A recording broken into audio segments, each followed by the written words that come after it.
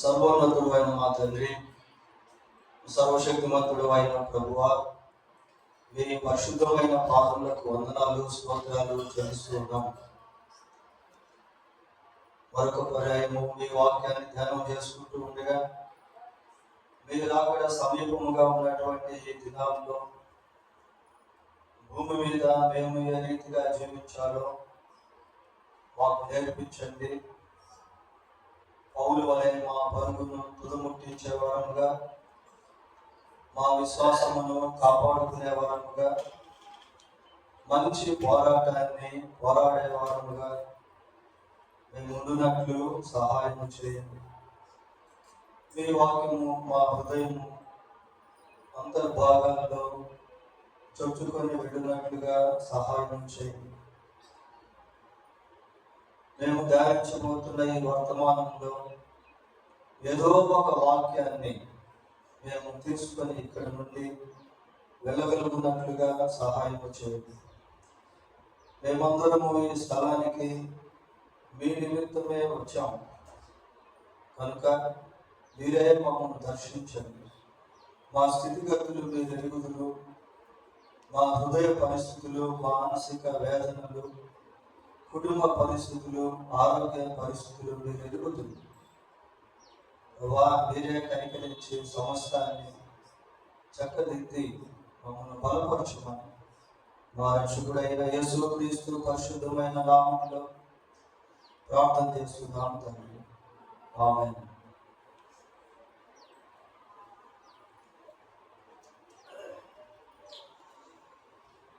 Bible గ్రంథంలో అపోస్తల కార్యములు 6వ అధ్యాయము మొదటి 8 వచనాలు మనం ఇందాక చదువుకున్నాం. ప్రత్యేకంగా 5వ వచనంలో ఒక 7 మంది విశ్వాసులు మనకు కనిపిస్తారు.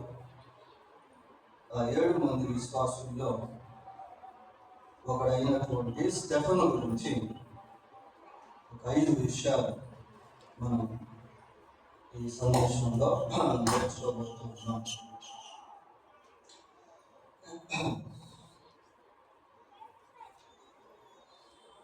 6వ అధ్యాయం 5వ వచనంలో స్టెఫను గురించి మనం చూస్తాం. 7వ అధ్యాయం 60వ వచనం వరకు స్టెఫను గురించినటువంటి అనేక విషయాలు బైబిల్లో చెప్పుకుంటాయి. స్టెఫను గురించి ఒక 5 విషయాలు మనం నేర్చుకున్నాం. మొదటిది, స్టెఫను సంఘములో ఎదిగిన వాడుగా కనిపిస్తున్నాడు. రెండవది, సంఘానికి సేవ చేసిన వాడుగా ఉన్నాడు. మూడవది, సమాజాన్ని కదిలించినటువంటి వాడిగా ఉన్నాడు. నాలుగవది సాక్షిగా జీవించాడు. 5వది, హతసాక్షిగా మరణించాడు. ఈ 5 విషయాలు స్టెఫను జీవితంలో నుంచి ఈ సందేశంలో మనం ధ్యానం చేయబోతున్నాం. మొదటిగా, సంఘములో ఎదుగుట. ఈ 6వ వచనాన్ని గమనించినప్పుడు స్టెఫను సంఘములో ఎంతగా ఎదిగాడో అన్న విషయాలు మనం జ్ఞాపకం చేస్తాయి. When he was converted is not known. ఎప్పుడు స్టెఫను మారుమనసు పొందాడో అనేది మనకు వివరణ లేదు. పేతురు ప్రసంగం చేసినప్పుడు 3000 మంది మారిన సమయంలో మారాడా, లేక 5000 మంది మారుమనసు పొందినప్పుడు అందులో స్టెఫను ఉన్నాడా, లేదా ప్రభు ప్రతిరోజు మరి సంఘానికి ప్రజలను చేరుస్తున్నటువంటి సమయంలో స్టెఫను మారుమనసు పొందాడా అనేది బైబిల్లో మనకు కనిపించదు.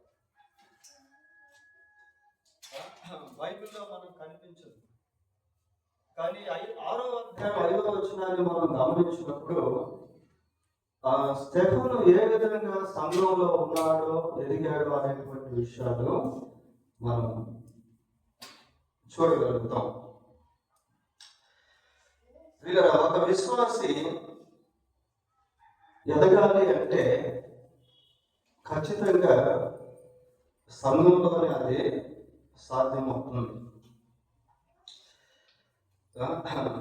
చూడండి, స్టెఫెను ఏ విషయాల్లో ఎదిగాడు అనేది మనం గమనించినట్లయితే ఆ 3వ వచనం నుంచి 5వ వచనం వరకు ఒకసారి చూద్దాం. చూడండి, ఇక్కడ ఒకసారి రాద్దాం. ఆత్మతోనూ జ్ఞానంతోనూ నిండుకొని. 5వ వచనం చదవండి.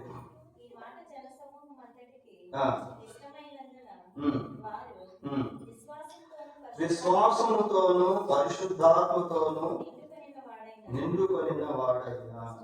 చాలు. వీళ్ళు 5వ వచనంలో ఏమని చదువుతున్నాము అంటే ఆత్మతోనూ జ్ఞానముతోనూ నిండుకొని మంచి పేరు పొందిన. అక్కడ 3 క్వాలిటీస్ అనేటువంటివి మనం చూస్తూ ఉన్నాం. పోతే 5వ వచనానికి వచ్చేసరికి అక్కడ కూడా మరొక 2 క్వాలిటీస్ అనేటువంటివి మనకు కనబడుతూ ఉన్నాయి. ఏంటంటే విశ్వాసముతోనూ పరిశుద్ధాత్మతోనూ. వీటన్నిటిని వరుసగా మనం జోడించి జ్ఞాపకం చేసుకున్నట్లయితే లేక ధ్యానం చేసుకున్నట్లయితే స్టెఫెను ఏ ఏ విషయాల్లో ఎదిగాడు అనేటువంటిది మనకు అర్థమవుతుంది. పిల్లలు ఏ విషయంలో ఎదిగాడు అంటే పరిశుద్ధాత్మ విషయంలో ఎదిగినటువంటి వాడిగా ఉన్నాడు. He was filled with the holy spirit, he was led by the holy spirit. పరిశుద్ధాత్మ నింపబడినటువంటి వాడిగా, పరిశుద్ధాత్మ చేత నడిపించబడినటువంటి వాడిగా స్టెఫెను మనకు కనిపిస్తాడు. 3వ వచనంలో, 5వ వచనంలో, 10వ వచనంలో, 55వ వచనం, 7వ అధ్యాయం 55వ వచనంలో మనం స్టెఫెను పరిశుద్ధాత్మతో నింపబడినట్టుగా చూస్తాము. కనుక ఆత్మలో ఎదుగుదల లేక పరిశుద్ధాత్మతో సహవాసము చేయుట, పరిశుద్ధాత్మ చేత నడిపించబడుట, పరిశుద్ధాత్మ చేత నింపబడుట అనేది ఒక విశ్వాసి సంఘంలో అటువంటి అనుభవంలోనికి రాగలడు. ప్రియారు చూడండి, స్టెఫెను గురించి మనం ఆలోచన చేస్తాం. He was in the church at the time. ఆ సమయంలో స్టెఫెను సంఘంలో ఉన్నాడు. సంఘంలో ఉన్నప్పుడే ఈ ఎదుగుదల అనేటువంటిది కలిగి ఉన్నాడు. సంఘంలోకి చేర్చక ముందు కానీ, సంఘం తర్వాత బయటికి వెళ్ళిపోయిన తర్వాత కానీ ఆ ఎదుగుదల మనం చూడట్లేదు. కానీ సంఘంలో ఉన్నటువంటి సమయంలోనే తాను ఇటువంటి ప్రాస్పరేషన్ అనేది, ఎదుగుదల అనేటువంటిది కలిగి ఉన్నాడు. తర్వాత జ్ఞానం గురించి మనం చూస్తా ఉన్నాం. స్టెఫెనుకు ఉన్నటువంటి జ్ఞానం ఎలాంటిది అని అంటే he got a spiritual knowledge. ఆత్మ సంబంధమైనటువంటి జ్ఞానాన్ని స్టెఫెను కలిగి ఉన్నాడు. యేసు ప్రభువును కూర్చున్నటువంటి గ్రహింపు, యేసు ప్రభువును కూర్చున్నటువంటి జ్ఞానము స్టెఫెను కలిగి ఉన్నాడు. సంఘంలో విస్తృతంగా దేవుని వాక్యం విత్తబడుతున్నటువంటి సమయంలో దేవుని గురించినటువంటి జ్ఞానము మనకు బోధించబడుతుంది. చూడండి, లోకంలో ఎంతో మందికి దేవుని గురించినటువంటి జ్ఞానము లేదు. పరిశుద్ధ దేవుని గురించినటువంటి జ్ఞానం లేదు. అసలు దేవుడు ఎవరు, ఆయన ఎలా ఉంటాడు, ఆయన గుణ లక్షణాలు ఏంటి, ఆయన సృష్టి కార్యాలు ఏంటి, ఆయన ఆశ్చర్య కార్యాలు ఏంటి, ఈ లోకానికి తెలియదు. But a believer knows about the God. Why? Because he is in the church. సంఘంలో విశ్వాసి ఉంటాడు కనుక సంఘంలో దేవుని గురించినటువంటి గ్రహింపులోనికి విశ్వాసి రాగలుగుతాడు. పోతే స్టెఫెను గురించి ఇంకా మనం ఏమో చదువుకుంటున్నామంటే మంచి పేరు కూడా స్టెఫెను కలిగి ఉన్నాడు. ఎందుకంటే ఆ సెలక్షన్ లో ఈ క్వాలిటీస్ అనేటువంటివి ఉండాలి. ఆ సెలక్షన్ లో ఆ ఎన్నికలో ఈ క్వాలిటీస్ అనేటువంటివి ఉండాలి కనుక వాడు ఎన్నుకునేటువంటి సమయంలో ఇవన్నీ పరీక్షించారు. పరీక్షించినటువంటి సమయంలో స్టెఫెను మంచి పేరును కూడా కలిగి ఉన్నాడు. ఇలా బైబిల్లో ఒక మాట ఉంటుంది, గొప్ప ఐశ్వర్యం కంటే మంచి పేరు ఎలా వస్తుంది అంటే బికాస్ ఆఫ్ అవర్ క్యారెక్టర్స్. మన గుణ లక్షణాలను బట్టి మనకు మంచి పేరు అనేది కలుగుతుంది. If we spoil our character there will no any reputation for us. మన క్యారెక్టర్ అంటే మన ప్రవర్తన చెడిపోయింది అనుకోండి, మనకు ఆ మంచి పేరు అనేటువంటిది ఉండదు. కాబట్టి character brings a good reputation. ఒక మంచి పేరును క్యారెక్టర్ అనేటువంటిది, గుణ లక్షణాలు అనేటువంటిది తీసుకుని వస్తుంది. కాబట్టి మారల్ ఎథిక్స్ అంటే నైతిక సంబంధమైనటువంటి విలువలు సంఘంలోనే బోధించబడతాయి. whenever we follow the moral ethics, మనం ఎప్పుడైతే ఈ నైతిక సంబంధమైనటువంటి వాటిని అనుసరించేటువంటి వారంగా ఉంటామో మనకు మంచి పేరు అనేది కలుగుతుంది.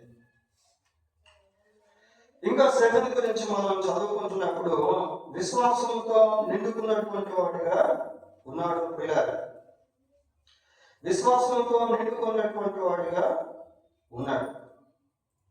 విశ్వాసంలో స్టెఫెను ఎదిగాడు. ఒకనొక సందర్భంలో శిష్యులు ప్రభు దగ్గరికి వచ్చి ఏమంటారు, మా విశ్వాసమును అభివృద్ధి పరచుము అని ప్రభువుని అడుగుతారు. విశ్వాసంలో ఎదగాలి. ఒకసారి మనం చూసాం కదా 2 రకాల మారు మనసుల గురించి, రక్షణ గురించిన మారు మనసు, క్రియలను గురించిన మారు మనసు. ఒక విశ్వాసిగా పిలువబడటం మాత్రమే కాకుండా విశ్వాసంలో ఎదిగేటువంటి స్థితిలోనికి రావాలి. అప్పుడే విశ్వాసిగా జీవించగలుగుతాడు. పిల్లలు ఇక్కడ స్టెఫెను గురించి మనం చూసినప్పుడు మంచి విశ్వాసంలో ఎదిగినటువంటి వ్యక్తిగా, బలమైనటువంటి విశ్వాసంలో ఎదిగినటువంటి వ్యక్తిగా ఉన్నాడు. అందుకే ఆయన రాళ్ళతో కూడి చంపుతూ ఉన్న సమయంలో కూడా విశ్వాసంలో ఎక్కడ కదలికలు రాలేదు. అటువంటి బలమైనటువంటి ఫౌండేషన్ ని స్టెఫెను వేసుకున్నాడు. కాబట్టి ఒక విశ్వాసి ఆత్మీయంగా ఎదగాలి అంటే ఖచ్చితంగా సంఘ సహవాసాన్ని కలిగి ఉండాలి. అపోస్తుల కార్యములు 2వ అధ్యాయము 42వ వచనం చూడండి. వీరు అపోస్తలుల బోధ యందును సహవాసమందును రొట్టె విరుచుట యందును ప్రార్థన చేయుట యందును ఎడతెగక ఉండేది అంటే కంటిన్యూషన్. ఏదో అప్పుడప్పుడు రావడం అనేది కాదు, అప్పుడప్పుడు ప్రార్థన చేసుకోవడం అనేటువంటిది కాదు. ఎడతెగక లేకుండా ఎల్లప్పుడూ ఆ స్థితిలో సంఘంలో స్టెఫెను బాగా ఎదగడం జరిగింది. ఈ రోజుల్లో చాలా మంది సంవత్సరాల తరబడి సంఘానికి వస్తుంటారు, కానీ ఆ ఎదుగుదల అనేటువంటిది కనబడుతుంది. సంవత్సరాల తరబడి 30 సంవత్సరాల నుంచి 40 సంవత్సరాల నుంచి 20 సంవత్సరాల నుంచి మందిరానికి వస్తూ ఉంటారు, సహవాసాన్ని కలిగి ఉంటారు. కానీ ఆ స్పిరిచువల్ మెచ్యూరిటీ, స్పిరిచువల్ గ్రోత్ అనేటువంటిది చాలా మంది ఉండదు. ఎదగనటువంటి స్థితిలోనే జీవిస్తూ ఉంటారు. కొన్ని ప్రాంతాల్లో సంఘాలు విస్తరిస్తూ ఉన్నాయి, సంఘాలు ఎదుగుతూ ఉన్నాయి, కానీ సంఘస్థులు ఎదగట్లేదు. దాని అర్థం ఏంటంటే సంఘాలు పుట్టగొడుగులాగా వ్యాపిస్తూ ఉన్నాయి, కానీ సంఘాల్లో ఉన్నటువంటి సంఘస్థుల్లో స్పిరిచువల్ గ్రోత్ అనేటువంటిది కనబడటం లేదు. సంఘాలు విస్తరించడం మంచిదే, అదే సమయంలో సంఘాల్లో ఉన్నటువంటి సంఘస్థుల్లో ఆత్మీయంగా ఎదగడం అనేటువంటిది చాలా అవసరం.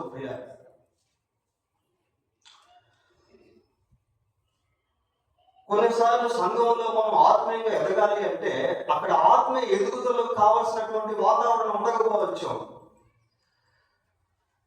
వాతావరణం ఉండకపోవచ్చు అంటే అర్థం ఏంటంటే కొద్దిమంది భక్తిహీనులు ఉండొచ్చు, బలహీనులు ఉండొచ్చు. అసలు ఇక్కడ పరిస్థితి ఎలా ఉంది? మొదటి వచ్చిన కదా ఉంది 6:1 వచ్చిన శిష్యుల సంఖ్య విస్తరించుచున్నప్పుడు అనుదిన పరిచర్యలో తమలోని విధవరాండ్రను చిన్న చూపు చూచిరని హెబ్రీయుల మీద గ్రీకు భాష మాట్లాడే యూదులు సలుగసాగిరి. అట్లా ఉంది పరిస్థితి. అప్పుడు అసలు వీళ్ళు ఏర్పాటు చేసే ఉద్దేశమే దానికోసం పిల్లలు.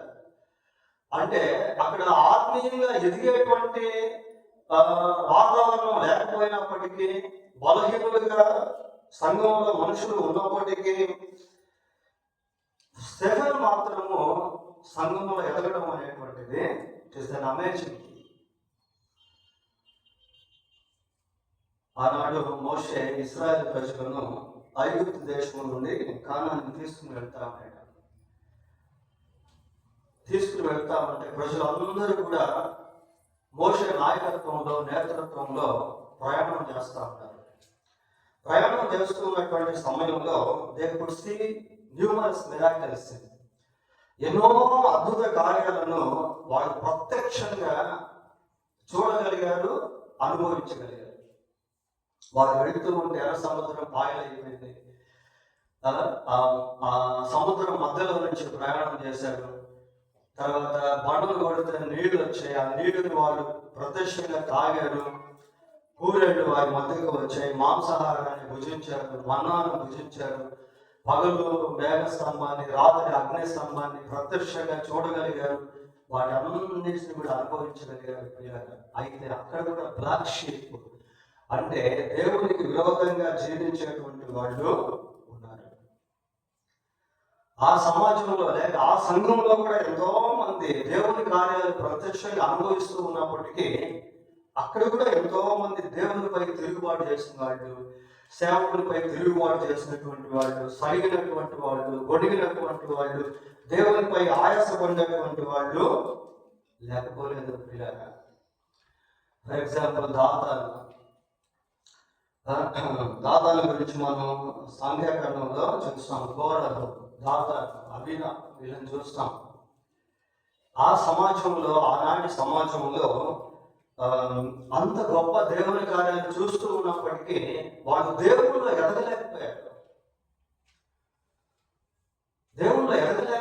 పిల్లలు. అయితే అదే టైంలో అటువంటి వారి మధ్య మోషే ఉన్నాడు, యెహోషువ ఉన్నాడు, కాలేబు కూడా ఉన్నాడు. యెహోషువ, కాలేబుల గురించి మనం ఆలోచన చేస్తే వాళ్ళు స్టాండర్డ్స్ చాలా జాగ్రత్తగా అటువంటి వారి మధ్య కాపాడుకుంటూ వచ్చారు. అలాగే ఆ ప్రామిస్డ్ ల్యాండ్, వాగ్దానం చేయబడినటువంటి భూమికి మరి కాలేబు ప్రవేశించాడు, యెహోషువ కూడా ప్రవేశించాడు. సంఘంలో కూడా కొన్నిసార్లు బలహీనులు ఉండొచ్చు, భక్తిహీనులు ఉండొచ్చు, బుద్ధిహీనులు ఉండొచ్చు, ప్రార్థనాహీనులు ఉండొచ్చు. But you have to keep your standards, your spiritual standards. Like Stephen. ఈ స్టెఫెన్ వల్లే మనము మన ఆధ్యాత్మిక పునాదులను జాగ్రత్తగా కాపాడుకుంటూ ఉండాలి. మన ఆధ్యాత్మిక పునాదులను జాగ్రత్తగా వేసుకుంటా ఉండాలి ప్రియులారా. ఎవరి భక్తి వాడది, ఎవరి ప్రార్థన వాడది, ఎవరి విశ్వాసం వాడది. ఇక్కడ స్టెఫెన్ ఉన్నటువంటి సంఘంలో కూడా గొడవలు జరుగుతూ ఉన్నాయి, గలిబిలిగా ఉంది, విభేదాలు వచ్చేస్తా ఉన్నాయి, సమాధానం లేనటువంటి పరిస్థితుల్లో ఉన్నారు. కానీ స్టెఫెన్ ఎలా ఉన్నాడు అంటే ఎదుగుతా ఉన్నాడు, దేవుళ్ళు ఎదుగుతా ఉన్నాడు, పరిశుద్ధాత్మను కలిగి జీవిస్తూ ఉన్నాడు, విశ్వాసంలో ఎదుగుతా ఉన్నాడు, మంచి పేరును కలిగి ఉన్నాడు. We have seen a lot of characters. స్టెఫెన్లో మనం అనేకమైనటువంటి శ్రేష్టమైన గుణలక్షణాలను చూడగలుగుతా ఉన్నాం. కాబట్టి మొట్టమొదటిగా సంఘంలో స్టెఫెన్ ఎదిగినటువంటి వాడుగా ఉన్నాడు. ఇది చాలా ఇంపార్టెంట్. విశ్వాసంలో ఎదుగుట, మంచి పేరును సంపాదించుకొని దాన్ని జాగ్రత్తగా కాపాడుకుంటూ సంఘంలో సాక్ష్యాన్ని కలిగి ఉండటం, దైవిక సంబంధమైనటువంటి జ్ఞానాన్ని పొందుకోవడం, వినడం వెళ్ళడం కాదు పిల్లలు. ఈరోజు నేను ఏం నేర్చుకున్నాను? దేవుడి సన్నిధికి వచ్చి దేవుడు నాతో ఎక్కడ ఈరోజు మాట్లాడాడు, అటువంటి అండర్స్టాండింగ్స్ అనేవి మనం కలిగి ఉండాలి. దేవుడికి వచ్చినటువంటి గ్రహింపు మనం కలిగి ఉండాలి పిల్లలు. ఆత్మలో ఎదిగేటువంటి అనుభవం. లూకా సువార్త 13వ అధ్యాయంలో యేసు ప్రభు ఒక మాట అంటారు. ఏమంటారంటే, పరలోకమందున్న మీ తండ్రి తను అడుగు వారికి పరిశుద్ధాత్మను నిశ్చయముగా అనుగ్రహించారు. రోమాపత్రిక 8వ అధ్యాయంలో దేవుని పిల్లలు దేవుని ఆత్మ చేత నడిపించబడతారా అంటది ప్రియ.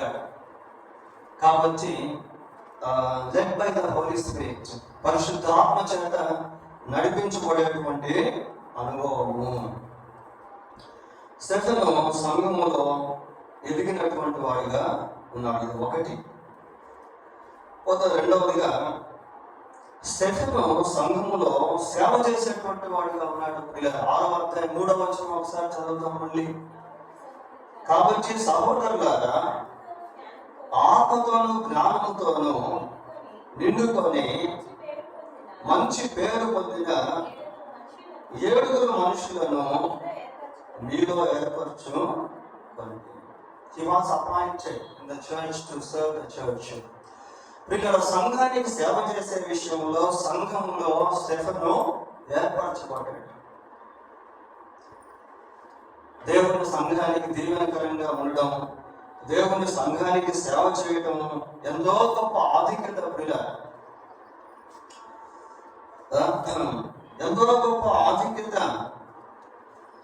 లీడింగ్ కాంగ్రిగేషన్, సంఘంలో ఉన్నటువంటి సభ్యులను దేవునిలోనికి నడిపించుట, సంఘములో ఉన్నటువంటి సభ్యులను దేవుణ్ణి ఆరాధించుటలో నడిపించుట.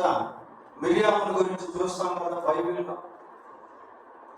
మోషే అక్క అయినటువంటి మిరియాము ఎంతో మందికి ప్రోత్సాహకరంగా మారింది వాడు దేవుణ్ణి ఆరాధించేదానికి. కాబట్టి పాటలు చక్కగా నేర్చుకోవాలి, పాటలు చక్కగా నేర్పించాలి, అందరూ కలిసి దేవుణ్ణి ఆరాధించాలి. తర్వాత ప్లేయింగ్ మ్యూజిషియన్స్ గా వాయించేటువంటి విషయంలో తరబీదు అవ్వాలి. సంఘానికి ఏదో ఒక విధంగా సేవ చేయటం ప్రియ. ఇంకా చెప్పాలి అంటే చూడండి, హెబ్రీ పత్రిక 10వ అధ్యాయము, హెబ్రీ పత్రిక 10వ అధ్యాయము 24వ వచనం చదువుకుందాం. కొందరు మానుకొనుచున్నట్లు సమాజంగా కూడుట మానక. చూడండి, ఒకరినొకడు హెచ్చరించు. ఒకరినొకడు హెచ్చరించు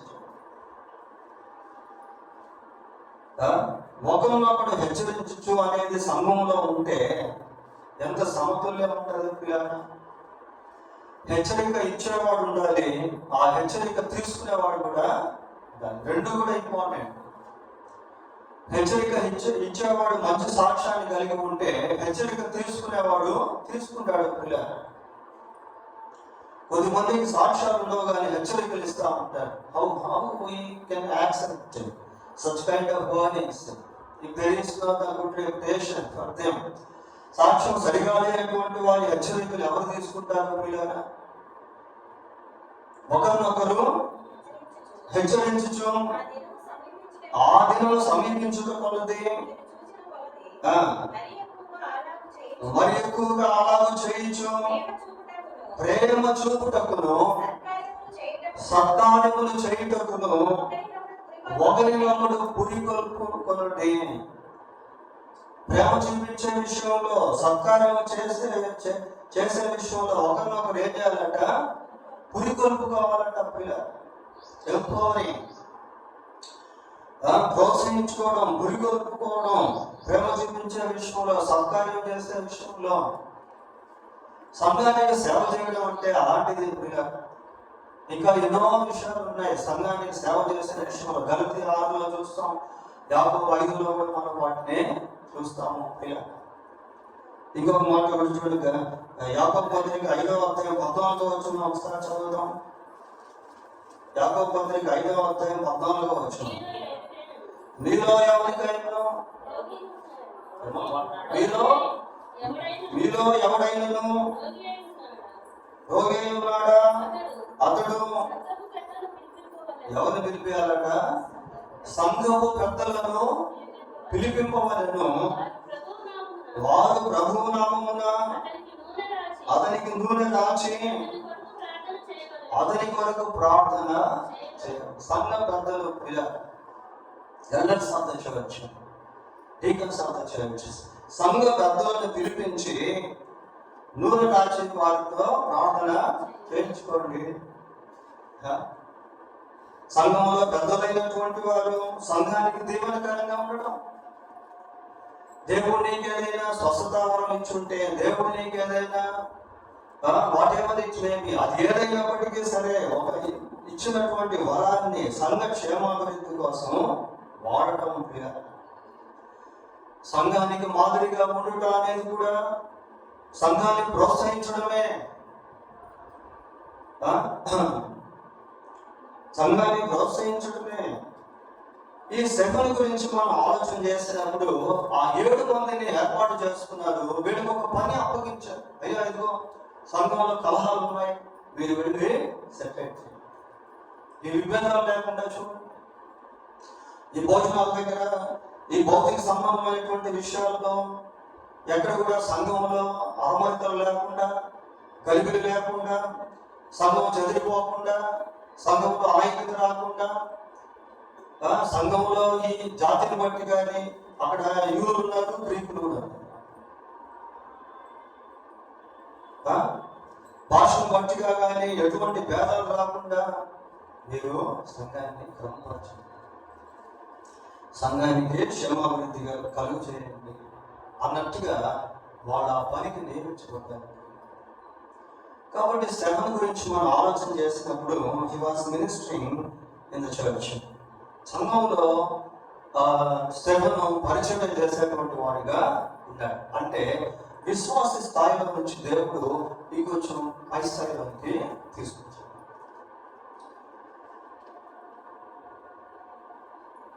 దేవుడు తగిన సమయంలో తన కార్యాన్ని జరిగిస్తాడు. అప్పటి వరకు మనం ఏం చేయాలంటే ఈలోపు మనం సరి చేసుకోవాలి, ఎదగాల్సినటువంటి విషయాల్లో ఎదగాలి, దేవునికి అనుకూలంగా అందుబాటులో ఉండేటువంటి విధంగా జీవిస్తూ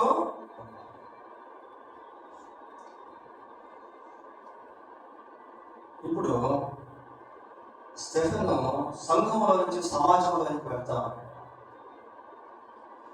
సంఘంలో నుంచి సమాజంలోనికి వెళ్తా ఉన్నాడు. సమాజంలోనికి వెళ్ళి ఆ సమాజాన్ని కదిలించాడు. దేవుడు ఎంత గొప్పవాడు అంటే సమాజంలో నుంచి మనుషులను సంఘంలోకి తీసుకొచ్చి ఆ సంఘంలో తరబీదులు ఇచ్చి వారిని మళ్ళీ తిరిగి సమాజంలోనికి పంపిస్తాడు. ఎంత గొప్పవాడు దేవుడు. ఇప్పుడు చూడండి, అదే అపోస్తుల కార్యములు 6వ అధ్యాయము 8-9 వచనాలు ఒకసారి చూడండి.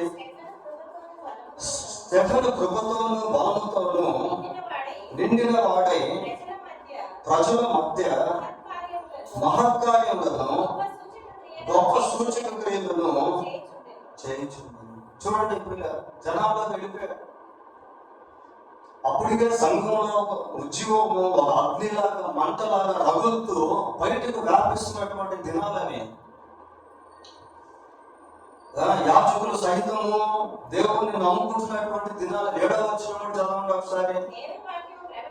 దేవుని వాక్యము ప్రబలమై శిష్యుల సంఖ్య యెరూషలేములో బహుగా విస్తరించెను, మరియు యాజకులలో అనేకులు విశ్వాసమునకు లోబడి. ఎంత పవర్ఫుల్ గా ఉందో చూడండి. సంఘంలో ఉన్నటువంటి ఆ ఉద్యోగ అగ్ని బయటకు వ్యాపిస్తూ ఉంటే అనేక మంది దాని చేత తాకపడతా ఉన్నారు. అనేక మంది దేవుళ్ళలోనికి వస్తా ఉన్నారు. యాజకులు కూడా కదిలిపోతున్నారు. వాస్తవానికి యాజకులు quite opposite to Jesus Christ. యేసుక్రీస్తు ప్రభువుకి పూర్తి వ్యతిరేకులు. పిల్లలు వాళ్ళ ధర్మాలు వేరు, వాళ్ళ పద్ధతులు వేరు, వాళ్ళ ఆచారాలు వేరు, వాళ్ళ బిలీఫ్ వేరు, విశ్వాసం వేరు. అయినప్పటికీ యాజకులు సహితము క్రీస్తు ప్రభువునందు విశ్వాసం ఉంచుతాం. అంత బలంగా స్ప్రెడ్ అవుతాం దేవుని వాక్యం. అంత బలంగా స్ప్రెడ్ అవుతున్నటువంటి ఆ సమయంలో స్టెఫన్ దేవుడు సంఘంలోంచి తీసుకెళ్లి సమాజంలోకి వేసాడు. వేసేసరికి ఏమైంది? మళ్ళీ ఒకసారి చదవండి, 8-9 వచనాలు. స్టెఫను కృపతోను బలముతోను నిండిన వాడై ప్రజల మధ్య మహత్కార్యములను గొప్ప సూచక్రియలను చేయించున్నాడు. మహత్కార్యాలు చేస్తా ఉన్నాడు. పిల్లలు how it was possible for him to do the miracles. అటువంటి మహత్కార్యాలు ఒక సామాన్య మానవుడు ఎలా చేయగలుగుతున్నాడు? స్టెఫను చేయట్లేదు. దేవుడు స్టెఫను ద్వారా చేయిస్తాడు. మోషేతో దేవుడు మాట్లాడుతూ అంటాడు, మోషే నువ్వు ఫరో దగ్గరికి వెళ్ళి నేను నీకు ఇచ్చినటువంటి మహత్కార్యములను నీవు అక్కడ చేయాలి. నేను నీకు ఇచ్చేటువంటి మహత్కార్యములు నీవు అక్కడ చేయాలి. God gives the additional talents. God gives additional power to do the miracles among the people for His glory, for His kingdom. తన రాజ్యం కొరకు, తన మహిమ కొరకు దేవుడు తన ప్రజలకు కొన్ని ప్రత్యేకమైనటువంటి తలాంతులు ఇస్తాడు. ఇక్కడ స్టెఫను గురించి మనం చదువుతా ఉన్నాయి. ఏం చేస్తున్నాడంట? మహత్కార్యములను గొప్ప సూచక్రియలను చేయించుండేను. అప్పుడు చూడండి, ఇక్కడ ఎంతమంది కనిపిస్తారా? కురేనీయుల సమాజంలోను, అలెగ్జాంద్రియా సమాజంలోను,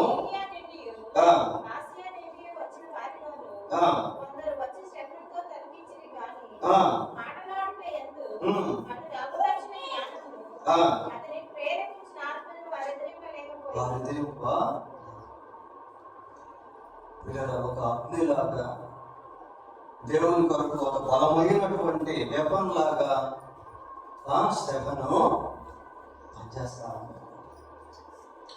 ప్రజల మధ్యకు వెళ్ళిపోయాడు. దేవుడు స్టెఫను ఆ రీతిగా వాడుకుంటా. దేవుని కార్యాలు చాలా గొప్ప. దేవుడు ఏ సమయంలో ఎవరిని ఏ విధంగా వాడుకుంటాడో ఎవరికి తెలియదు.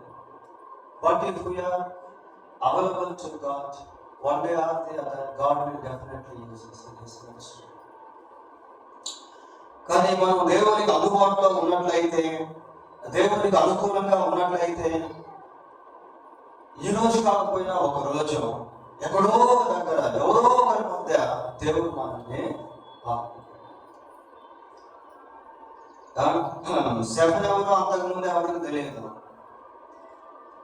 ఇప్పుడు స్టెఫన్ ఎవరో అనేటువంటిది చాలా మందికి ఆయా ప్రాంతాల్లో ఉన్నటువంటి వారందరికీ కూడా తెలిసిపోతా ఉంది. పిల్లలు, దేవుడు స్టెఫన్ ఆ విధంగా బయటకు తీసుకొని వచ్చాడు. స్టెఫన్ ద్వారా అనేక మంది ఎదుర్కొంటారు. దేవునికి ఎవరు అందుబాటులో ఉన్నా, దేవునికి ఎవరు అనుకూలంగా ఉన్నా దేవుడు వారిని వాడుకుంటాడు. ఇందాక 7 మంది పేర్లు మనం చదువుకున్నాం కదా.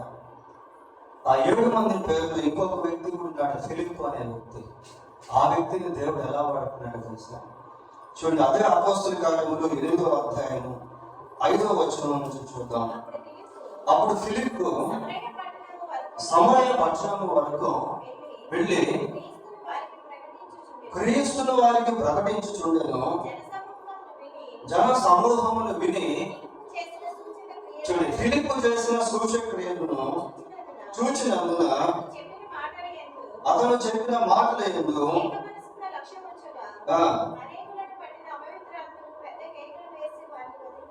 పక్షవాయువుల వారిని కుంటివారును అనేకులు స్వస్థత పొందిరి. ఎందుకు ఆ పట్టణంలో మిగుల సంతోషం కలిగెను. చాలా ఇలా పట్టణంలో దయ్యాలు పనిచేస్తా ఉన్నాయి, పాపములు పనిచేస్తా ఉన్నాయి, రోగాలు విస్తరించి ఉన్నాయి. వారి మధ్యకు ఫిలిప్పు ఈ రోజుల్లో సమాజాలు ఎలాగున్నాయంటే భయంకరమైనటువంటి దుర్పరిస్థితులు ఉన్నాయి. పిల్లలు టీనేజ్ పిల్లల్లో సైతానుడు విపరీతంగా దాడి చేస్తున్న దినాలు మనం చూడండి. ఆ నల్గొండ ప్రాంతంలో ఒక ప్రిన్సిపల్ని 10th క్లాస్ స్టూడెంట్స్ కత్తితో పొడిచి చంపారు. పిల్లలు 10th క్లాస్ స్టూడెంట్స్ ఒకే వ్యక్తి వెళ్ళి దాదాపు 27 పోట్లు కత్తిపోటుతో పొడిచి ఆ ప్రిన్సిపల్ని చంపేశారు. టీనేజర్స్ ఇంకా మేజర్ కానటువంటి వారు. అసలు కొన్ని వార్తలు వింటూ ఉంటే అసలు ఏంటి లోకంలో అయిపోయింది అనిపిస్తాం. స్త్రీలు సిగరెట్ తాగడం, మద్యపానం సేవించడం, విచ్చలవిడిగా తిరగడం, విచ్చలవిడిగా డ్రెస్సులు వేసుకోవడం, అసభ్యకరమైనటువంటి మాటలు మాట్లాడడం, అశ్లీలమైనటువంటి దృశ్యాలు, నృత్యాలు, ఎంత భయంకరంగా సమాజం మారిపోతూ ఉందో. హత్యలు, ఆత్మహత్యలు, పగ, ప్రతీకారాలు, కక్షలు ఎంతో దారుణంగా రోజు రోజుకి లోకము మారుతా ఉంటుంది. So we are need to the world. We have to show God's mercy, God's forgiveness, God's deliverance to the people. ప్రజలకి దేవుని యొక్క విడుదల కావాలి. ప్రియ ప్రజలు దేవుని యొక్క అవసరంలో ఉన్నారు. దురలవాట్ల నుండి, దుష్ట శక్తుల నుండి ప్రజలకు విడుదల కావాలి. We are the hope of the world. మన లోకానికి నిరీక్షణాస్థానం. ప్రియ ఫిలిప్పును దేవుడు తీసుకెళ్ళాడు. ఆ ప్రాంతంలో గొప్ప విడుదల వచ్చేసింది.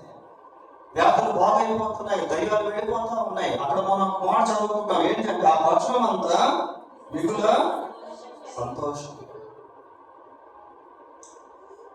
దేవుని కార్యం ఎక్కడైతే జరుగుతుందో అక్కడ ప్రజలు చీకట్లో నుంచి వెలుగులోనికి వస్తారు, బంధకాల్లో నుంచి విడుదలలోనికి వస్తారు. ప్రియులారా, అంధకారంలో నుంచి అవేర్నెస్ లోనికి వస్తారు. అలా రావాలి అంటే మనని మనం దేవుడు వాడుకునే దానికి సిద్ధపడి ఉండాలి. దేవుని సన్నిధిలో ప్రార్థన చేసుకోవాలి. దేవుని యొక్క శక్తిని సంపాదించుకోవాలి. దేవుని కొరకు నిలబడాలి. ప్రియులారా, వాళ్ళ వైపు వీళ్ళ వైపు చూస్తే నీ వైపు నువ్వు చూసుకోలేవు. నువ్వు చూడాల్సింది దేవుని వైపు, దేవునికి సంబంధించిన వాళ్ళ వైపు. That is your business to follow their footsteps. Paul అంటాడు, ఏమంటాడంటే నేను క్రీస్తును పోలి నడుచుకొనిచున్న ప్రకారం మీరును నన్ను పోలి నడుచు. ఎంత సవాలుతో కూడినటువంటి మాట అది. ఇక్కడ శకలం గురించి మనం ఆలోచన చేసినప్పుడు సంఘంలో నుంచి సమాజంలోనికి దేవుడు శకలాన్ని తీసుకుని వెళ్ళాడు. ప్రియులారా, కాబట్టి మొదటిగా సంఘంలో ఎదిగాడు, రెండో సంఘానికి సేవ చేశాడు, మూడవ సమాజాన్ని కదిలించాడు. స్టెఫెన్ అడుగుపెట్టిన ప్రాంతంలో గొప్ప ఉద్యమం రగులుకున్నాడు.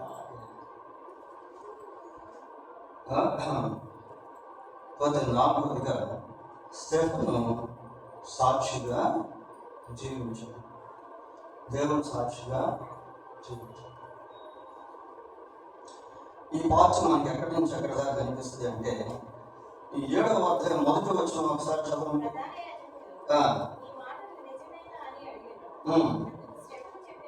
అందుకు స్టెఫెను చెప్పినది ఏమన్నా, ప్రధాన యాజకులు అంటే చాలా ఉన్నత స్థాయిలో ఉన్నటువంటి వాడి ప్రియులు. యాజకులు, ప్రధాన యాజకులు, యాజకుల పైన ఉండేటువంటి అధికారులు అన్నమాట ప్రధాన యాజకులు అంటే. ప్రధాన యాజకులకి చాలా పవర్స్ ఉంటాయి. రిలీజియన్ పవర్స్ అనేటువంటి ప్రధాన యాజకులకి ఆ దినాల్లో బాగా ఉండేవి. వాళ్ళు ఏం చెప్తే అదే చాలా దాదాపు ప్రజలు చేసేవారు. ఇప్పుడు ప్రధాన యాజకుడు ఈ మాటలు నిజమేనా అని అడిగాను. అందుకు స్టెఫెను చెప్పినది ఏమన్నా, ఈ 7వ అధ్యాయం 2వ వచనం నుంచి 7వ అధ్యాయం 50వ వచనం వరకు మనం గమనించినట్లయితే అక్కడ స్టెఫెను చేసినటువంటి ప్రసంగం మనకు కనిపిస్తుంది. ఈ చాప్టర్ అంటే 7వ అధ్యాయాన్ని కొంచెం మనం దీర్ఘంగా కొంచెం ప్రశాంతంగా కూర్చొని చదువుకున్నట్లయితే, తీర్చడంగా ఆలోచించినట్లయితే ఆ 7వ అధ్యాయంలో స్టెఫెను దేవుని వాక్యముల గురించి చాలా చక్కగా ప్రకటించాడు, వివరించాడు. Preaching God's word is most important to the world. లోకానికి దేవుని వాక్యం ప్రకటించడం అనేటువంటిది చాలా ప్రాముఖ్యం. ప్రియులారా, స్టెఫెను దేవుని వాక్యాన్ని చూడండి, అక్కడక్కడ మనకు కొంచెం పద్యాలు కూడా కనిపిస్తాయి. 7వ అధ్యాయాన్ని మనం గమనించినప్పుడు కొన్ని కోడింగ్ సిస్టమ్ అనేది చూస్తాం. ఓల్డ్ టెస్టమెంట్ లో ఉన్నటువంటి వాక్యాలను తీసుకొని వాళ్ళకి చెప్పి దాని గురించి ఎక్స్ప్లెనేషన్ ఇస్తూ, వివరణ ఇస్తూ వెళ్తాం. వాక్యం చెప్పి వాక్యానికి వివరణ ఇస్తా ఉన్నాడు. ఎవరితో చెప్తున్నాడు ఈ విషయాలు? ప్రధాన యాజకునితో చెప్తున్నాడు. కేవలం ప్రధాన యాజకుడే అక్కడ లేడు, చాలా మంది ఉన్నారు జన సమూహాలు. వాళ్ళందరికీ కూడా బైబిల్ దాదాపుగా తీసుకొని అవుట్లైన్ స్టడీ లాగా వాటిని వివరించుకుంటూ వస్తా ఉన్నాడు. దీంట్లో మనం గమనించాల్సింది ఏంటి అంటే, స్టెఫెన్ ఇక్కడ దేవునికి సాక్షిగా ఉన్నాడు అన్న దాంట్లో he has a good understanding about the scripture. He has scripture knowledge. స్టెఫెన్కి దేవుని వాక్యం కూర్చున్నటువంటి జ్ఞానం అనేది కలిగి ఉన్నాడు. ఒక విశ్వాస జీవితంలో ఇది చాలా ప్రాముఖ్యమైనటువంటి ఘట్టం. ఏంటి అని అంటే, నీ చేతిలో ఉన్నటువంటి బైబిల్ ఏంటి అనేది నీకు తెలుస్తుంది. బైబిల్లో ఎన్ని పుస్తకాలు ఉన్నాయి, ఏ పుస్తకంలో ఏమేమి ఉంది, బైబిల్లో ఎవరెవరు ఉన్నారు, బైబిల్లో దేవుడు ఎలా కార్యాలు చేశాడు, దేవుని జ్ఞానం ఏంటి. కీర్తన 150 ఒక మాట ఏంటంటే, దేవుని వాక్యము మనకు ఘనత అని ఉంటుంది. పిల్లరా, ఆ వాక్యము చేతబట్టుకున్న వారికి ఘనత. ఒకసారి చూడండి 150 కీర్తన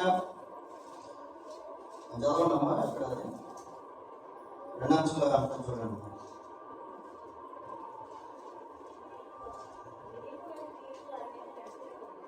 విధిని బట్టి తీర్పు వారి మీద నడుపుటకును వారి చేతిలో 149 2 అంచుల గల ఖడ్గము ఉన్నది. ఆయన భక్తులకు అందరికీ ఘనత ఇదే. మనకు ఘనత తెచ్చేది ఏంటి అంటే దేవుని వాక్యం. దేవుని వాక్యము మనకు ఘనత తీసుకొస్తుంది. దేవుని వాక్యమును కూర్చున్నటువంటి గ్రహింపు మనం కలిగి ఉన్నట్లయితే you will become a great blessing to the world if you have right knowledge of God or scriptures. దేవుని వాక్య సంబంధమైనటువంటి జ్ఞానాన్ని మనం కలిగి ఉన్నట్లయితే మనం లోకానికి దీవెనకరంగా ఉండగలుగుతాం. ఇక్కడ స్టెఫెను ఆ స్క్రిప్చర్స్ చెబుతూ, లేఖనాలు చెబుతూ యేసుక్రీస్తు ప్రభువుని గురించి వివరిస్తా ఉన్నాడు. ఇది చాలా important. So having the knowledge of having the scripture knowledge, లేఖన జ్ఞానాన్ని కలిగి ఉండడం. బైబిల్లో అకుల ప్రిస్కిల గురించి మనం చూస్తాం. ఇద్దరు భార్యాభర్తలు ఇద్దరు కూడా దేవుణ్ణి కలిగి, దేవుని వాక్యాన్ని గ్రహించి, దేవుని వాక్య ప్రకారం జీవిస్తూ, దేవుని వాక్యాన్ని ప్రకటించేటువంటి వారిగా ఉంటే ఆ కుటుంబం నిజంగా పరలోకమే. ప్రియ, ఆ కుటుంబాన్ని చూసి దేవుడు చాలా సంతోషిస్తాడు. ఆ కుటుంబాన్ని దేవుడు అనేక మందికి దీవెనకరంగా మారుస్తాడు. ఆ కుటుంబం ద్వారా దేవుడు అనేక మందిని సేవకులుగా చేస్తాడు. అకుల ప్రిస్కిల్ల జీవితాల వాటిని ఇక్కడ స్టెఫెన్ దేవుని వాక్యాన్ని చాలా వివరించి వారికి బోధిస్తారు. So having the scripture knowledge is most important to the believer for preaching God's word to the world. దేవుని వాక్యాన్ని లోకానికి అందించడానికి ఆ లేఖన జ్ఞానము విశ్వాసం కలిగి ఉండడం అనేది చాలా అవసరం. రెండవది, ఇక్కడ ఎందుకు స్టెఫెన్ వారికి యేసుక్రీస్తుని గురించి ప్రకటిస్తున్నాడు, ఎందుకు ప్రకటించాల్సి వచ్చింది? యాజకులకి దేవుని గురించి తెలియక, యాజకులకి ధర్మశాస్త్రం ఉంది కదా, ఎందుకు ప్రకటించాడు అంటే స్టెఫెన్ లో ఒక దర్శనం అనేది ఉంది.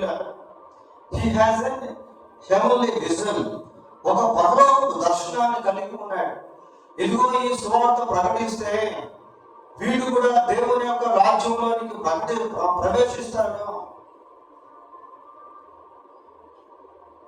హ్యావింగ్ ఎ విజన్, ఒక దర్శనాన్ని కలిగి ఉండడం.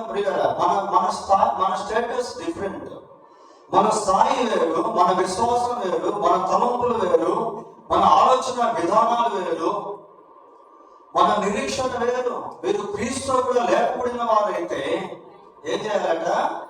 పైనున్న వాటినే వెతకండి, దాని మీదే మనసు పెట్టుకోండి.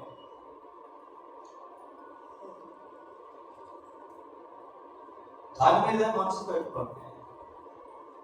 సినిమా యాక్టర్ల గురించి మనం ఆలోచన చేస్తే, నేను ఎస్పి బాలసుబ్రహ్మణ్యం గురించి కొంచెం ఆలోచన చేశాను. ఆయన 40,000 పాటలు పాడాడు.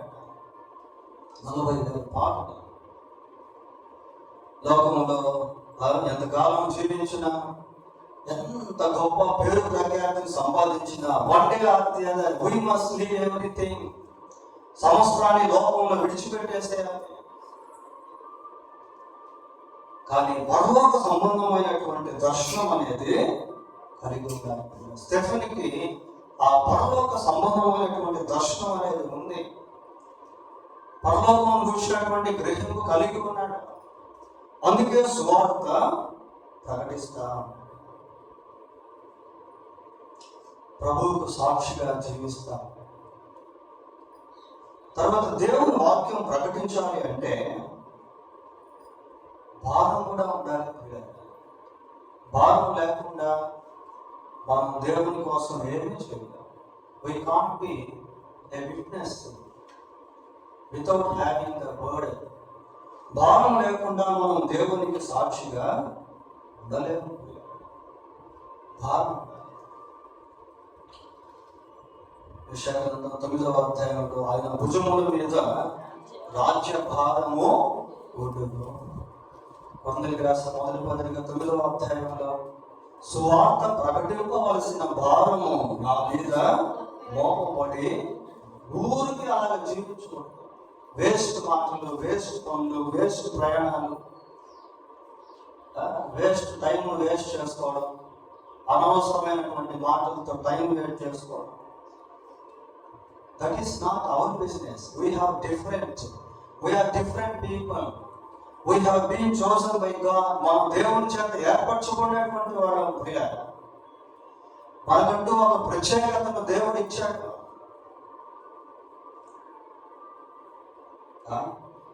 స్టెఫెను దేవుని వాక్యాన్ని ప్రధాన యాజకునికి బోధిస్తాడు. తన పనిలో నిపుణత కలిగిన వారిని చూచిగా వారు రాజుల ఎదుట నిలిచారు. దేవుని వాక్యాన్ని మనం ప్రకటించేటువంటి వారంగా ఉండాలి. దేవునికి సాక్షులంగా ఉండాలి. ప్రభు తన శిష్యులతో మాట్లాడుతూ లూకాసు వార్త 21వ అధ్యాయం, లూకాసు వార్త 21వ అధ్యాయము 27వ వచనం ఒకసారి చూడండి. 37వ వచనం. నిమిషమ్మా 24వ అధ్యాయము లూకాసు వార్త 24వ అధ్యాయము 46వ వచనం చదవండి. క్రీస్తు శ్రమపడి మూడవ దినమున మృతుల్లో నుండి లేచుననియు యెరూషలేము మొదలుకొని సమస్త జనములలో ఆయన పేరట మారు మనస్సును పాప క్షమాపణను ప్రకటింపబడుననియు రాయబడి ఉన్నది. ఈ సంగతులకు మీరే సాక్షులు. ఏ సంగతులకు అంటే క్రీస్తు శ్రమపడి మూడవ దినమున మృతుల్లో నుండి లేచిన సంగతికి, లేపబడినటువంటి సంగతికి ప్రియ యెరూషలేము మొదలుకొని సమస్త జనములలో, యెరూషలేములో ప్రారంభమైంది సువార్త సందేశం. అక్కడ ప్రారంభించబడినటువంటి ఆ సువార్త ప్రపంచం అంతా కూడా విస్తరించింది. యెరూషలేము మొదలుకొని సమస్త జనములలో ఆయన పేరట మారు మనస్సును పాప క్షమాపణయు ప్రకటింపబడుననియు రాయబడి ఉన్నది. ఈ సంగతులకు మీరే you are the witnesses of this things. ఈ సంగతులకు మీరే సాక్షులు. ప్రియులారా, మనం లోకానికి దేవుని వాక్యాన్ని, దేవుని సువార్తను అందించేటువంటి వారంగా, మారు మనసు పొందిన ప్రతి వ్యక్తి ఏదో ఒక విధంగా సువార్త ప్రకటించాలి. ఒక కరపత్రిక ద్వారా కానీ, లేకుంటే ఏదో ఒక విధంగా దేవుడు ఇచ్చిన అవకాశాన్ని బట్టి. కొంచెం చివరిగా స్టెఫెన్ గురించి మనం ఆలోచన చేసినప్పుడు 5వ అధ్యాయం స్టెఫెన్ హతసాక్షిగా మరణించాడు. స్టెఫెన్ దేవునికి సాక్షిగా జీవించాడు. 5వదిగా హతసాక్షిగా మరణించాడు. సంఘ చరిత్రలో మొట్టమొదటిగా క్రీస్తు ప్రభువుకు హతసాక్షి ఎవరు అంటే స్టెఫెన్. ఈ భాగం మనకి ఎక్కడ కనిపిస్తుంది అంటే అదే అపోస్తలుల కార్యములు 7వ అధ్యాయము 54వ వచనం నుంచి 60వ వచనం వరకు మనం గమనించినప్పుడు ఇందులో కొన్ని విషయాలు మనం చూస్తూ ఉంటాం. 54వ వచనం నుంచి 60వ వచనం వరకు మనం చూసినప్పుడు ఇక్కడ స్టెఫెన్ ఏం చేశాడు అనేది చూస్తాం. స్టెఫెన్ వైపు తర్వాత దేవుడు ఏం చేశాడు అనేది దేవుని వైపు నుండి మనము చూస్తాం. అక్కడ ఉన్నటువంటి ప్రజలు ఏం చేశారు అనేది ప్రజల వైపు నుండి చూస్తాం. పోతే చివరిగా సౌలుగా పిలువబడేటువంటి వ్యక్తి ఏం చేశాడు అనేది సౌలు వైపు నుండి చూస్తాం. ఈ 4 విషయాలు ఈ భాగంలో మనకు కనబడతాయి. 54వ వచనం నుంచి 60వ వచనం వరకు ఈ 4 విషయాలు మనకు కనిపిస్తుంది. కొంచెం స్టెఫెన్ గురించి మనం ఆలోచన చేసినప్పుడు చూడండి, 55, 56 వచనాలు ఒకసారి చదవండి.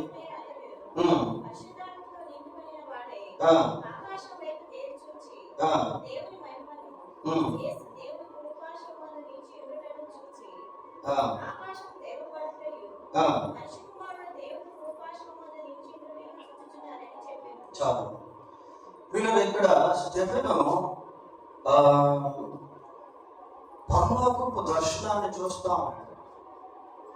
ఈ పరలోకపు దర్శనాన్ని చూసేటువంటి ఆ ప్రక్రియ చాలా గొప్ప ఉన్నత స్థితికి సంబంధించినటువంటి. జనరల్ గా ప్రాఫిట్స్ మనం చూసిన ప్రాఫిట్స్ గురించి ఆలోచన చేస్తే వాళ్ళు పరలోకపు దర్శనాన్ని చూసేవాళ్ళు. ఫర్ ఎగ్జాంపుల్ యెషయా గ్రంథం 6వ అధ్యాయంలో అత్యున్నత సింహాసనంపై ఆసీనుడైన వారిని సూచిస్తుంది. యెహెజ్కేలు గ్రంథంలో యెహెజ్కేలు ప్రవక్త, దానియేలు గ్రంథంలో దానియేలు ప్రవక్త దేవుని దర్శనాన్ని చూసినట్టుగా మనం చూస్తాం. పిల్లలు తర్వాత యేసుక్రీస్తు ప్రభు భూమి మీద శరీరధారిగా ఉన్నటువంటి దినాల్లో సాతాను మెరుపు వలె ఆకాశం నుండి పడుట సూచితుని అంటాడు. హెవెన్లీ విజన్స్, పరలోకపు దర్శనాలు.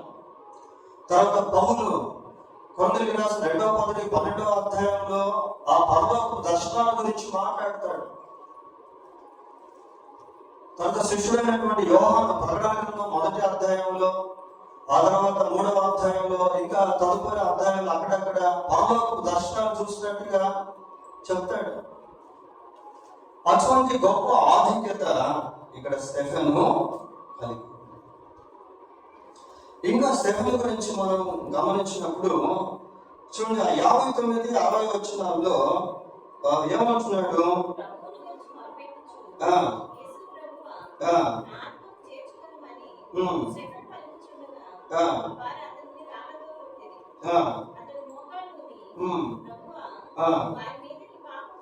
వారి మీద ఈ పాపము మోపకమని గొప్ప శబ్దముతో he has the forgiveness of heart towards enemies. ఆ శత్రువుల విషయంలో స్టెఫెను క్షమా హృదయాన్ని కలిగి ఉన్నాడు. స్టెఫెను గురించి మనం ఆలోచన చేస్తాం, ఇలాంటి విషయాలు కనిపిస్తా ఉన్నాయి. ఇంకా స్టెఫెను ఏం చేస్తున్నాడు అంటే, మరి యేసుక్రీస్తు ప్రభువుని గురించి మాట్లాడుతూ ఉన్నాడు. యేసుక్రీస్తు ప్రభువు నిలవబడి ఉండుట చూస్తా ఉన్నాడు పిల్లలు. తర్వాత స్టెఫెను ఏమంటాడంటే, చూడ లాస్ట్ వచనంలో, ప్రభువా వారి మీద ఈ పాపము మోపకం అని గొప్ప శబ్దంతో పలికాను. ఈ మాట పలికి నిద్రించింది. వారి మీద ఈ పాపము మోపొద్దు అంటున్నాడు. 59వ వచనంలో ఏమంటున్నాడు? యేసు ప్రభువా నా ఆత్మను చేర్చుకొను, నా ఆత్మను చేర్చుకొను అంటున్నాడు. హి స్పీక్స్ అబౌట్ ది స్పిరిట్. తన ఆత్మను గురించి మాట్లాడుతూ ఉన్నాడు. పిల్లలు, ఇక్కడ ఉన్నటువంటి మనలో ప్రతి ఒక్కరికి ఒక ఆత్మ అనేటువంటిది, ఆత్మను గురించినటువంటి గ్రహింపు మనకు రావాలి. మనం చనిపోయేటువంటి సమయంలో మన ఆత్మ దేవుని దగ్గరికి వెళ్ళేటువంటి విధంగా మనం సిద్ధపడాలి. చనిపోకముందే పాప క్షమాపణ, యేసుక్రీస్తు రక్తంలో కడగబడినటువంటి అనుభవము, యేసుక్రీస్తును రక్షకుడుగా అంగీకరించినటువంటి అనుభవంలోనికి రావాలి. మారు మనసు బాప్తిజ అనుభవంలోనికి రావాలి. అప్పుడే మన ఆత్మ దేవుడి దగ్గరికి చేర్చబడుతుంది. సరే, ఇంకొక విశిష్టత ఏంటి అంటే, యేసుక్రీస్తు సిలువ వేయబడేటువంటి సమయంలో మొదటి మాట ఏమన్నాడు అంటే, తండ్రి వీరినే చేర్చున్నాడు, వీరు ఎరుగరు కనుక వీరినే క్షమించు. ఆ మాట స్టెఫెను చివరిగా మాట్లాడాడు. యేసు ప్రభు సిలువ వేయబడేటువంటి సమయంలో తండ్రిని చేర్చిన ఆత్మను అప్పగించుకోవచ్చు అంటే, ప్రభు పలికిన మొదటి మాట, 7వ మాట, ఈ 2 మాటలు ప్రభువు మొదటిగా చివరిగా పలికితే, స్టెఫెను చివరి మాట మొదటిగా, మొదటి మాట చివరిగా. కాకపోతే ఎనిమిస్ గురించి మనం చూస్తాం పిల్లలు. అక్కడ ఉన్నటువంటి వాళ్ళు ఎంత భయంకరమైనటువంటి కోపంతో నింపుకుంటారు అంటే, ఆ 54వ వచనంలో మనం చదువుతాం, వారి మాట విని కోపంతో మండిపడి అతన్ని చూచి పండ్లు కొరికిరి. ఎంత ద్వేషం వచ్చిందో చూడండి, ఎంత కోపం వచ్చిందో. లోకం చాలా భయంకరమైంది ప్రియాల. యేసుక్రీస్తు ఎరగనటువంటి లోకము చాలా భయంకరమైంది. తీసుకెళ్ళి రాళ్ళతో కొట్టి చెప్పారు. దేవుడి నుండి ఏం జరిగాయి అంటే, స్టెఫెను అటువంటి సమయంలో దేవుడు ఆకాశము తెరిచి స్టెఫెన్ను బలపరుస్తాడు. దేవుడు ఎలాంటి వాడు అంటే, ఆయన బిడ్డల్ని ఎప్పుడు కూడా దేవుడు విడిచిపెట్టాడు. ఆపత్కాలములో ఆయన నమ్ముకోదగిన స్టెఫెన్ జీవితం ఏంటో దేవునికి తెలుసు. స్టెఫెన్ దర్శనం ఏంటో దేవునికి తెలుసు. స్టెఫెన్ హృదయం ఏంటో దేవునికి తెలుసు. స్టెఫెన్ సాక్ష్యం ఏంటో దేవునికి తెలుసు. స్టెఫెన్ యొక్క కోరిక ఏంటో దేవునికి తెలుసు. God knows everything about Stephen. సమస్తము ఎరిగినటువంటి దేవుడు ఆ సమయంలో Stephen బలపరుస్తాడు. God is inviting Stephen to his kingdom. దేవుడు తన రాజ్యానికి స్టెఫెన్ను పిలుస్తాడు. కొద్ది చివరిగా పౌలు లాస్ట్ వచనంలో లాస్ట్ భాగం చదవండి. సౌలు అతని చావునకు సమ్మతించను. ఇది చాలా ప్రాముఖ్యమైనటువంటి వర్డ్ పిల్లలు. సౌలు అతని చావునకు సమ్మతించను అనేది చిన్న విషయం కాదు. సౌలు అప్పటికే సంఘాన్ని హింసించేవాడిగా ఉన్నాడు, దూషకుడిగా ఉన్నాడు. అయితే ఈ రక్త ప్రభావము సౌలు మీద కూడా పడింది. దేవుడు సౌలును దర్శించిన తర్వాత ఈ రక్తము గురించి మాట్లాడాడు, ఈ స్టెఫెను గురించి మాట్లాడాడు. పిల్లలు, కొన్నిసార్లు నేటి సమాజం మనం ఎవరో తెలియకపోవచ్చు, కానీ వన్ డే అది ఒక రోజు మనం ఏంటో సమాజానికి అర్థం అవుతాం. మనం బ్రతుకున్నప్పుడు కానీ మనం చనిపోయిన తర్వాత చూడదొకటి చూసి ముగించేది. అపోస్తుల కార్యము 22వ అధ్యాయం, అపోస్తుల కార్యము 22వ అధ్యాయం 20వ వచనం, 22, 20. మరియు నీ సాక్షి అయిన స్టెఫెను రక్తము చిందింపబడినప్పుడు నేను కూడా దగ్గర నిలిచి అందుకు సమ్మతించి చూడాలి. అప్పుడు జరిగినటువంటి విషయాన్ని ఇక్కడ పౌలు జ్ఞాపకం చేస్తా ఉన్నాడు. ఎన్నో సంవత్సరాలు అయిపోయినా అప్పటికే మనం అనుకున్నట్టు 6వ అధ్యాయం 7వ అధ్యాయం అయిపోయినాక 8, 9లో పాల్మనసు పొందాడు పౌలు అని కాదు. 9లో పాల్మనసు పొందినప్పటికీ తర్వాత వేరే దగ్గరికి పౌలు వెళ్ళిపోయాడు. కొద్ది సంవత్సరాల తర్వాత మళ్ళీ స్టెఫెను యొక్క రక్తం గురించి ఇన్ఫ్లుయెన్స్ ఆఫ్ దిస్ సెయింట్, పరిశుద్ధ రక్తము యొక్క ప్రభావము సౌలు మీద పడింది. కాబట్టి స్టెఫెను యొక్క జీవితంలో 5 విషయాలు మనం జ్ఞాపకం చేసుకున్నాం. మరి స్టెఫెను సంఘంలో ఎదిగిన వాడుగా ఉన్నాడు, సంఘానికి సేవ చేసినటువంటి వాడుగా ఉన్నాడు, సమాజాన్ని కదిలించినటువంటి వాడుగా ఉన్నాడు, సాక్షిగా జీవించాడు, హత సాక్షిగా మరణించాడు. పిల్లలు, దేవతల వారిని దీవించిన కాక ప్రార్థన చేసుకున్నాం. ప్రార్థన.